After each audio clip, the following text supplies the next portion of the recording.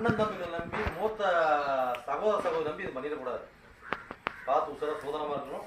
இரண்டாம் திருமணம் பண்ண கடகராசினால பார்த்தீங்கன்னா இந்த காலகட்டத்தில் கொஞ்சம் சூதனமாக தான் இருக்கணும். எடுத்துமா கம்மியாக ஒரு காரியத்தை பண்ணிடக்கூடாது. ஓகேவா? அப்போ நண்பர்களை கொடுத்து வாங்கினாலும் அந்த காலகட்டத்தில் பார்த்தீங்கன்னா ஒரு லெவலாக இருந்துக்கணும். அது லாபம் வரும், ஒரு பிரேக் அடிக்கும். அதனால் கொஞ்சம் பார்த்து உசார சூதனமாக இருந்துக்கணும். அதே மாதிரி காலகட்டம் பார்த்தீங்கன்னாக்கா ஒரு வண்டி வாங்கணும், பழசு கொடுத்து மாற்றுறது, புதுசு வாங்குறது, பழசு இதெல்லாம் நடக்கும். அதான் நல்லது தான், ஒரு பிரச்சனை கிடையாது. நல்லபடியாக போயிட்டு இருக்கோம். அதே மாதிரி குழந்தை படிப்பு விஷயம் ஒரு லெவலாக போயிட்டு இருக்கும். அடுத்து சிம்மராசினியர்களுக்கு.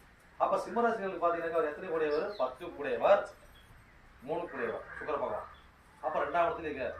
அப்போ இந்த காலகட்டங்களில் நம்ம மேலே நம்பிக்கை வைக்க மாட்டோம். சிம்மராசிக்காரெல்லாம் பார்த்தீங்கன்னா இந்த காலகட்டங்களில் இந்த மாதங்களில் நம்ம மேலே நம்பிக்கை இருக்காது, நம்ம மேலே ஒரு அவநம்பிக்கை வரும். ஓகேங்களா?